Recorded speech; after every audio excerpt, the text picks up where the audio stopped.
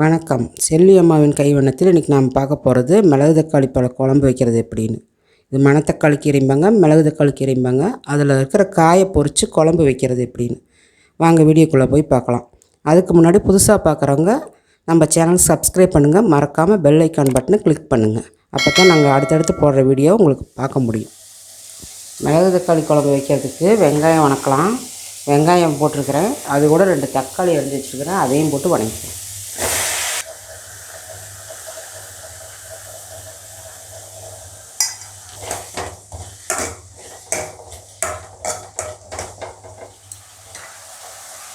கீரை ஒரு கத்த கீரை வாங்கினது எவ்வளோ பழம் வந்துருக்குது, பழமாகவும் இருக்குது. இது வயிற்று புண்ணாரும் ஆற்றும், வாய்ப்புண்ணு இருந்தால் கூட வாய்ப்புண்ணையும் ஆற்றும்.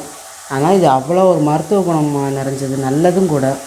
எப்படி வாரத்தில் ஒரு நாளைக்கு சாப்பிட்டா ரொம்ப நல்லது. இன்னும் கீரையிலலாம் கிடைக்க மாட்டேங்குது. இப்போல்லாம் விவசாய கீரைன்னு வந்துருச்சு, நாட்டுக்கீரையில் தான் அதெல்லாம் இருக்கும். என்றைக்காவது ஒரு நாளைக்கு கிடைக்கிறப்ப அதை கண்டிப்பாக அதை பயன்படுத்திக்கணும். இதெல்லாம் ரொம்ப நல்லது. குழந்தைங்க இருக்கிற வீட்டில் சாப்பிட மாட்டாங்கன்னா நீங்கள் வெங்காயம் தக்காளிக்குள்ளேயே போட்டு வணக்கிக்கலாம். சின்னதாக இருக்கிற குழந்தைங்களாம் மேலே இருந்துன்னா பார்த்துட்டு எதுனா கசக்கிற மாதிரி இருக்குன்னு சாப்பிட மாட்டாங்க. அது வணக்கி விட்டு அரைச்சி ஊற்றிக்கிட்டால் தெரியவே தெரியாது அவங்களுக்கு என்ன குழம்புனே. இது நான் இன்றைக்கி வணக்கி அரைக்க மாட்டேன், காமிக்கிறேன் பாருங்கள் எப்படி செய்கிறேன்னு. வெங்காயம் தக்காளி வணங்கிருச்சு. அது கூடவே துருவின தேங்காய் 1/4 கப் எடுத்துருக்கிறேன். அதையும் அந்த வெங்காயம் தக்காளிக்குள்ளேயே போட்டு நல்லா வணக்கி விட்டு அரைச்சிக்கலாம்.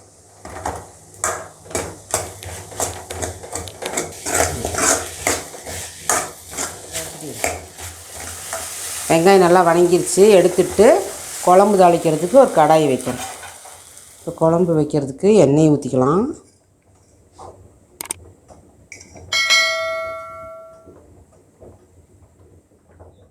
எண்ணெய் சூடு ஏறிடுச்சு, கடுகு போட்டுக்கலாம்.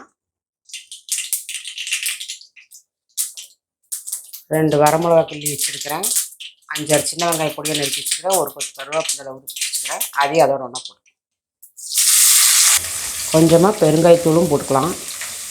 இப்போவே இந்த கழுவி எடுத்து வச்சுக்கிற மிளகு தக்காளி பழத்தை அதோட ஒன்றா போட்டு எண்ணெயிலேயே நல்லா பொரிஞ்சிடணும்.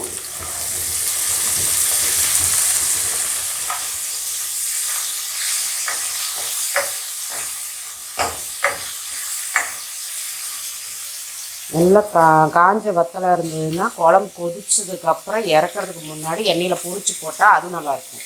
இது பச்சைக்கு எது எண்ணெய்க்குள்ளேயே போடணுங்க, வெடிச்சு செதறுதெல்லாம் அந்த விதையெல்லாம் மேலே மதிஞ்சு நல்லாயிருக்கும்.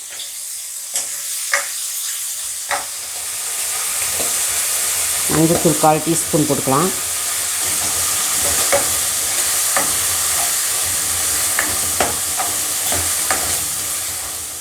குழம்பு மிளகாத்தூள் 2 டேபிள் ஸ்பூன் போடுறேன்.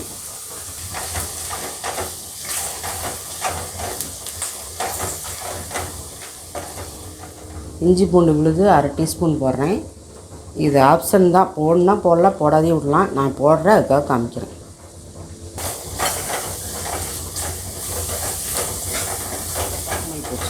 இப்போ அரைச்சி வச்ச அந்த விழுதை அதில் ஊற்றிடலாம்.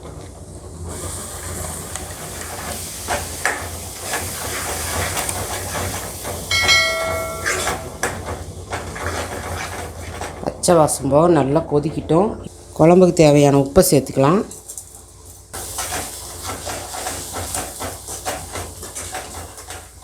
குழம்புக்கு தேவையான தண்ணி நான் மிக்ஸி ஜாரை அரைச்சி வச்சுருக்கிறேன், அந்த தண்ணியவே ஊற்றிக்கிறேன்.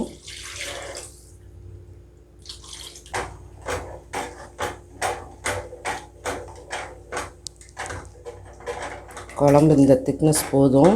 இது நல்லா கொதிக்கும்போது இன்னும் புளி கரைச்சி ஊற்றணும், அதனால் இதே போதும். மூடி போட்டு மூடி வச்சிடலாம். நல்லா பச்சை வாசம் போக நல்லா கொதிக்கிட்டோம். நல்லா ஒரு நல்ல கொதி வந்ததுக்கப்புறம் அடுப்பு சிம்மில் வச்சுட்டா அப்படியே எண்ணெயெல்லாம் மேலே பிரிஞ்சு எவ்வளோ நல்லா வந்திருக்குது. நான் புளி கரைசல் ஊற்றல, கொஞ்சமாக புளி கரைச்சி வச்சுருக்கிறேன். ஒரு எலுமிச்சம்பழம் அளவு புளி கரைச்சி வச்சுருக்கிறேன், அதை ஊற்றிக்கிறேன்.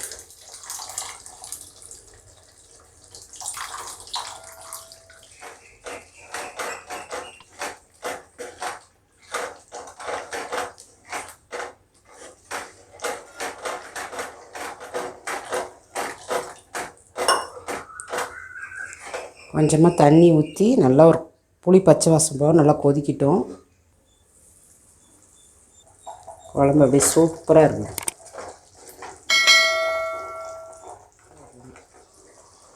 குழம்பு ரெடி ஆயிடுச்சு. கொஞ்சமாக இந்த கஸ்தூரி மேத்தி போடலாம், நல்லா வாசனை கொடுக்கும். புளிக்குழம்புக்கெல்லாம் அது போட்டாவே கொஞ்சம் நல்லா வாசமாக இருக்கும், அதுக்காக போடுறோம். குழம்பு ரெடி ஆயிடுச்சு. இப்போ அடுப்பை ஆஃப் பண்ணிவிட்டு கடைசியாக கொத்தமல்லி தழை பொடியாக நறுக்குனது அதையும் போட்டு இறக்கிடுறேன். மிளகு தக்காளி குழம்பு செய்கிறது எப்படின்னு பார்த்தீங்க. மிளகு தக்காளி குழம்பு சாப்பாட்டுக்கு தான் நல்லாயிருக்கும். ஏன்னா புளிக்குழம்பு அது வந்து சாப்பாட்டுக்கு தான் நல்லாயிருக்கும். குழந்தைங்க சாப்பிட மாட்டாங்கன்னு சொன்னால் நீங்கள் அரைச்சே விட்டுடலாம், அது நல்லது, இன்னும் நல்லாயிருக்கும். அதுவும் தெரியாது. இது பெரியவங்க சாப்பிட்றனா இந்த மாதிரி பொரிச்சு போடலாம், நல்லாயிருக்கும். செம்மையாக புளிப்பு காரத்தோட எண்ணெயெல்லாம் பிரிஞ்சது, நல்லா செம்மையாக இருக்குது. நீங்களும் இதேமாரி ஒரு தடவை உங்கள் வீட்டில் செஞ்சு பாருங்கள். செஞ்சு பார்த்துட்டு கமெண்ட் பண்ணுங்கள், ஷேர் பண்ணுங்கள். பிடிச்சிருந்தால் லைக் பண்ணுங்கள். மறக்காமல் சப்ஸ்கிரைப் பண்ணிடுங்க. பக்கத்துலேயே பெல் ஐக்கான் பட்டனை கிளிக் பண்ணுங்கள். செல்வி அம்மாவின் கைவண்ணத்தில் இது ஒரு தனி சுவை.